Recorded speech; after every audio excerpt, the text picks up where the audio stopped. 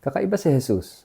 Tinawag niyang maging kaibigan at mga alagad ay mga makasalanan at may kapintasan na nagbibigay sa atin ng pag-asa at inspirasyon.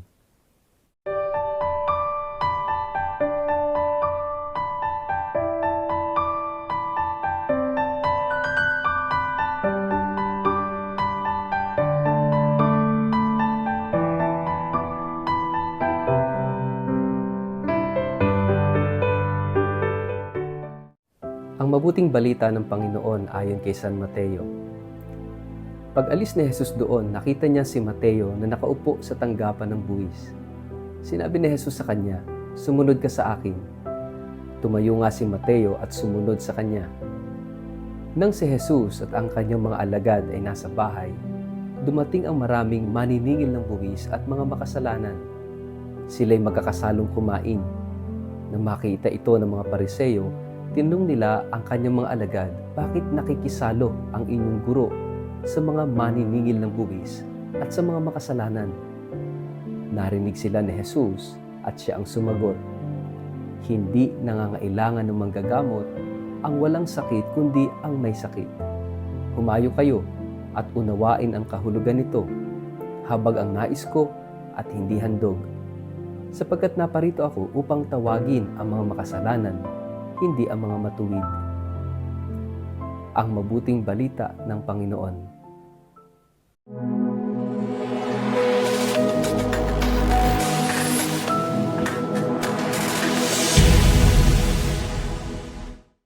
Mapagpalang araw po sa inyong lahat. Kumusta po kayo? Ang atin pong word of the day ay welcome. Bago po tayo magpalalim sa ating reflection ngayong araw na ito, muli ko po kayong inaanyayahan. Huwag kakalimutan mag-like, follow at subscribe sa ating page na Word of the Day, Father Richard Lagos. Ganun din po, pakishare ang ating video ito sa inyong kapamilya, kamag-anak, kaibigan, at mga kakilala sa social media para sama-sama tayo na maging media evangelizers at online missionaries sa pamamagitan ng pagpapalaganap ng salita ng Diyos, lalo na po ng kanyang mensahe ng pag-ibig at pag-asa sa mundo ng social media. Mga kapatid, ikaw ba'y isang welcoming person? O naka-encounter ka na ba ng taong very welcoming personality? Siguro ang sarap sa pakiramdam. If you feel like yung bang pagkasama mo sila, para bang wala kang pag-aalinlangan. Hindi ka nakatungtong sa numero. Kasi minsan may mga ganung tao, di po ba, na para kang nakatungtong sa numero na bawat kilos mo, bawat galaw mo inoobserbahan. Pero ibang-iba kapag isang tao ay mayroong welcoming personality. And I think that is what we need to do. Maging welcoming tayo. Ang Panginoong Jesus is a kind of person na welcoming. Welcoming hindi lang para sa mayayaman. He is more welcoming sa mga mahihirap, sa mga makasalanan, sa mga isinasantabi sa lipunan, sa mga inaalimura, sa mga iniiwasan. Jesus is for all. Yun ang ibig sabihin ng welcoming. And for us to be a welcoming person, napakahalaga po that we set aside our prejudices. Alisin yung pagiging judgmental natin, yung mapanghusgang ugali, mapangkutyang ugali. Kasi if we are judgmental, if we have a lot of prejudices sa buhay, sa isang tao, hindi tayo magiging welcoming person. Baka nga mas nagtataboy pa tayo. And you know, ito yung napakahalagang mensahe sa atin sa araw na ito as we celebrate the feast of Saint Matthew. Si Saint Matthew ay isang tax collector. Of course, parang BIR yan, di po ba?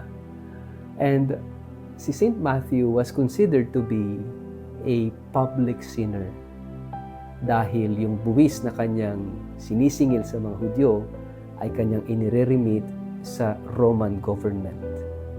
Kaya nga yung trabaho ni Matthew ay hindi magandang trabaho. Bagamat siya siguro ay mayaman, siya siguro ay umulad ang buhay because of the nature of his work. Pero siya'y inaalipusta ng mga tao. Mababa ang tingin sa kanya, considered public sinner. At kahit sa sarili niya, ang tingin ni Mateo ay hindi na rin maganda. It was at this moment na tinawag siya ni Jesus para maging alagad niya, para maging kaibigan niya. Imagine, yung mga alagad, mga kaibigan ni Jesus are considered yung bang hindi naman sikat, kundi most of them uneducated, considered sinner in the community. Sila yung tinawag ni Jesus. And you know, itong pagtawag ni Jesus kay Matthew is actually a good news for all of us.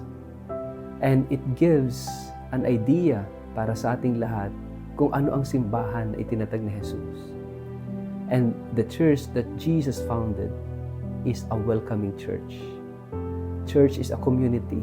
Hindi ito structure, hindi ito building, but the church as a people of God. At itong bayan ng Diyos, itong komunidad na ito na itinatag ni Jesus is a welcoming community wherein sinners are welcome. Sinners are invited to come to Jesus.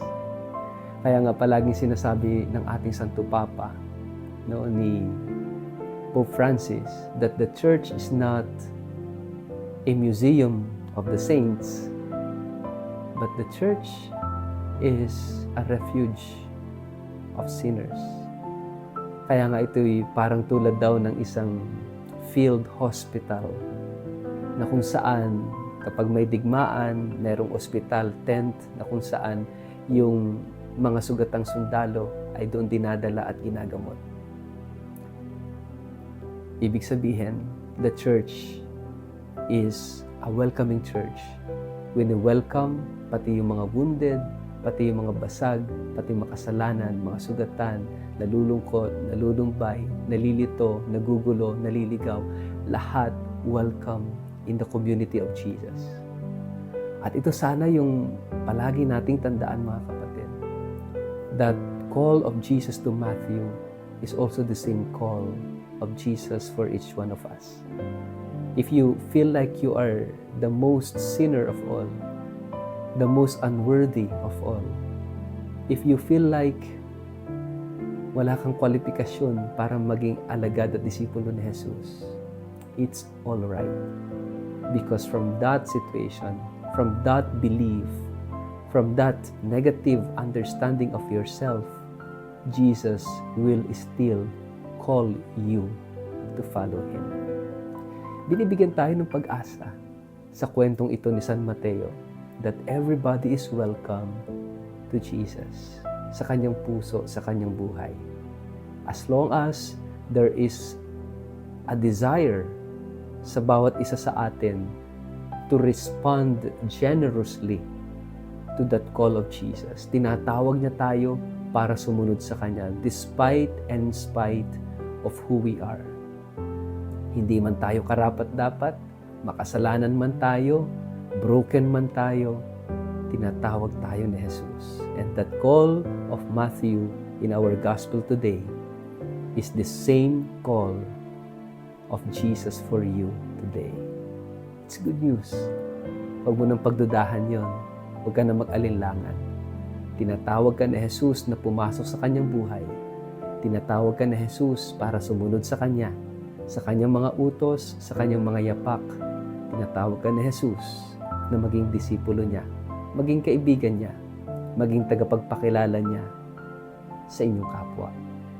And this is also the mission of the Word of the Day. The Word of the Day, bagamat simpleng pagninilay, is an invitation for us to enter and listen to the Word of God and share the Word of God to others. Kaya nga mga kapatid, napakahalaga na pakinggan natin itong sinasabi sa ating gospel. Kung si Jesus tinawag si Mateo na considered public sinner, you are also being called by Jesus despite and in spite of who you are. Mga kapatid, everybody is welcome.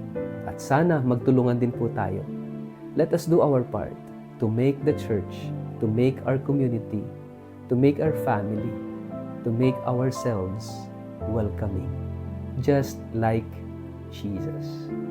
Sa ngalan ng Ama at ng Anak at ng Espiritu Santo. Amen. Ang manaming Diyos, tulungan mo kami na maging welcoming person.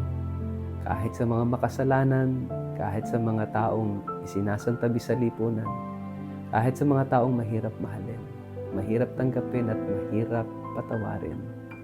Bigyan mo kami ng pusong marunong tumanggap, kagaya ng puso mo para sa aming lahat. Amen. Pagpalain po kayo at ingatan ng makapangyarihan Diyos, Ama at Anak at Espiritu Santo. Amen.